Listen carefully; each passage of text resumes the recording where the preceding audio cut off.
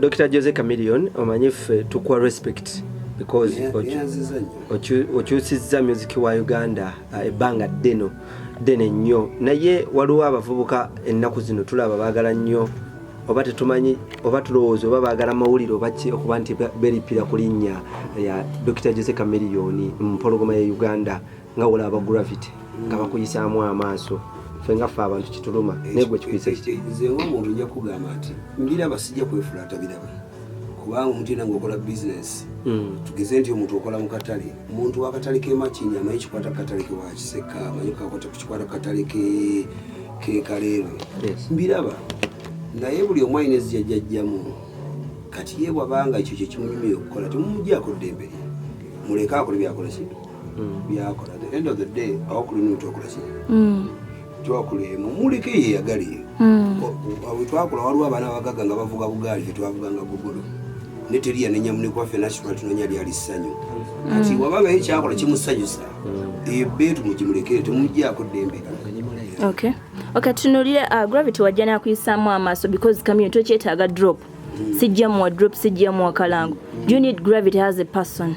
Nja kula nti omusajja oyo mukwano gwange Gravity namuwaako obulango bungi nnyo lwakuba naye babagati omuntu yeerabira naye njaga mujjukize mu maaso ga kamera nti lonki eyasooka namukolera akalango, lonki eyokubiri namukolera akalango, lonki eyokusatu namukolera akalango, n'eyokuna lwaki namukola obulango naye njagala asajja akule naye afuuke.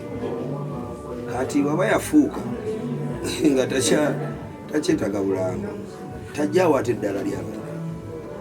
Amaziba gali nti nze nakoze akalango gange nampita abantu bange era sina muyimbi era gwe mandate nga bagwe nga nti nkolera akalango kulwempaka just kubanga kwagaliza gwe onjagaliza kakola tonjagaliza tokakola because at the end of the day emyaka alimentala gye nyimbidde saayise batali bawagizi bange nayise bawagizi bange naye nga tudde ku nsonga eri nti jankujjukisa nti namukolera akalango akasooka n'akokubiri n'akokusatu n'akokuna era olwesaasobola kamukolera kati nakifuula ensonga sijja munenya ng'omuntu naye njagadde mujjukizaamu kisegedde nja mujjukizaamu nti si kikola kirungi omanye ensi tujja gitunda lwa ggume. Okay, tubale tugamba nti no Gravity watandika ebintu ebyo nga wamubeererawo wabazze kayimba kali kabalya mmere n'omuyimbi omu era yavaayo nga yagala okubuukirako by then bamuyitanga bitone abaana bano lwaki toba advice ne bayimba music n'abayimirira abantu ojja bagamba nti nze ninga loofu ya mugaati loofu y'omugaati bw'otola mu sirayisi embeera gusigala muki mugaati sigala mugaati osanga bwatu benatondebwa nga Katonda by the way nze nina okutondawo abayimbi mu bulungi ne muki ne mu bubi abazze nga boogere naye mu bulungi nja batondawo n'abo abaagala okuyita mu mbeera y'ekiyaaye ey'okuba nti bavoola ba disrespect nga nabo banoonya kuyitawo nja kujjukiza nti King Saha yakolako show nga nange nina show kuli Sevens n'akola show n'akaba n'amaziga ebina byonna ku Ntebe Road. Kati buli muntu akkirizibwa ddembe lye nze sifaayo kasitamba nga Uganda music akola ki atambula.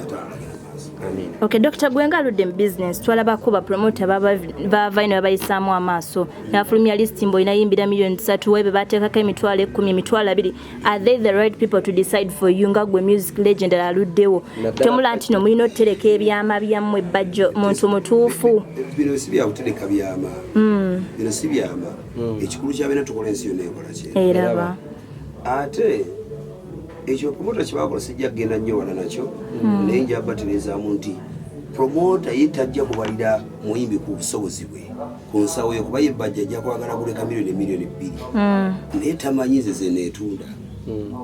Actually juzi nagenda ku buchali nga tugula nnyama ya mbuzi newunyiza nnyo nti kilo y'embuzi emitwalo 2.9 nasema gigula ngeri ku gumunnya kakati ffe abaguzi si ffe tuwa atunda ennyama y'embuzi ebbeeyi kwanza okugenda nanguza 2.9 oba sono jimpeera obwerere kati okukwalinga kuyisa mu maaso mu industry yaffe si lwakuba nti kyama nze nsono okuyimbira obwerere sono okuyimbira obwerere nakati saazo nsobola okuyimbira baleke kubeera bapromota ate nga balinnya mu lupromota nga balinnya ne mu luyimbi Promoter agenda okujjanga omuyimbi already yayimba dda. Promoter talina gyagenda kuntwala nga muyimbi nga tebanneetaagayo, so teri promoter ayimba muyimbi. Promoter abanga musuubuzi wamanya nti eri bagalayo sapatu ng'anoonya sapatu. Kati bo basigale kubeera abatunzi b'ebyo, ebbeeyi y'abayimbi bagyesonyiwe.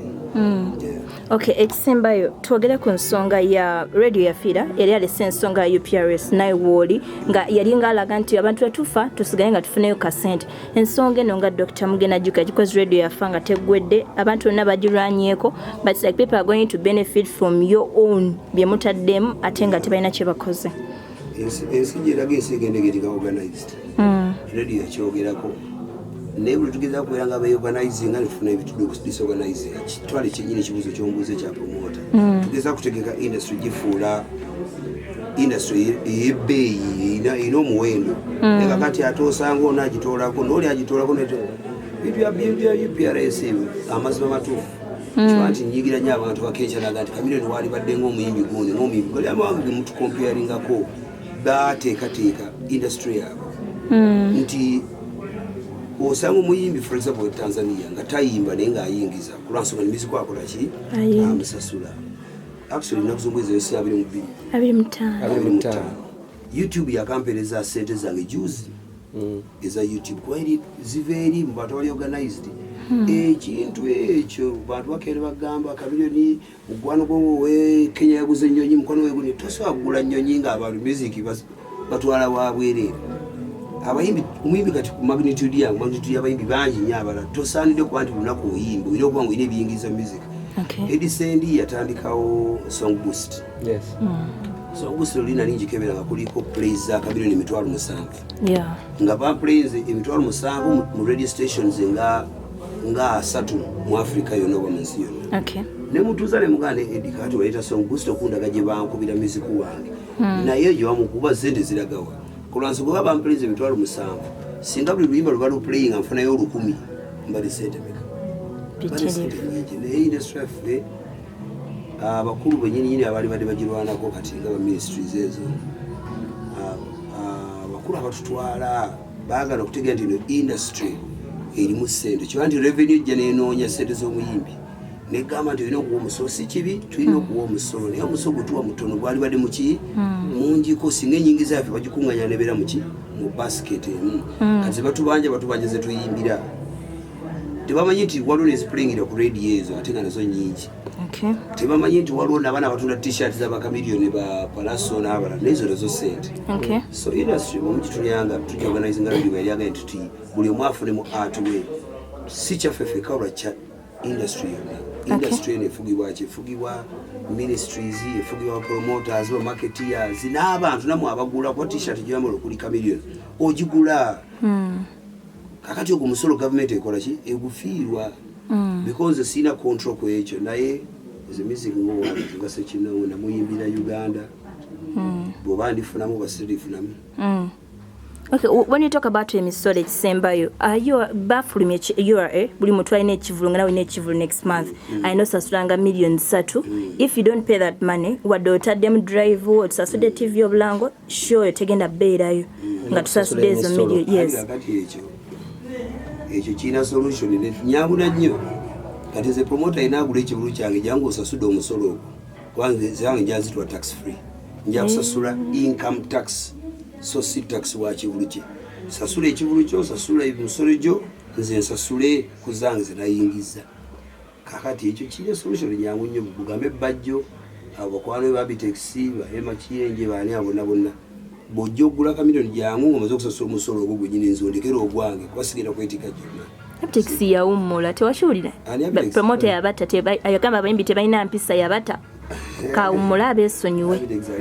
Tiisa abantu anaali awo yakola dde musajja aludde mu business tanaziweza zinyula abantu tanaziweza ola naffe tukyakola naye nga simulumba but ave mu kutiisatiisa abantu.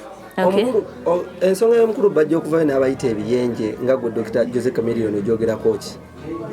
Ensonga y'abajja okuyita abayimbi ebiyenje kyali kikolawo kivoola kubanga ina n'ebirala byayongerako byali bingi naye mbagambye buli mwabeere n'ebbeetu ye kati bajja ina bakwano be abawulirize era nga bwaga nti abayimbi muli bakabaka bakwano bamukyaba kati yali tayogera naffe yali yogera n'abakwano be. Okay.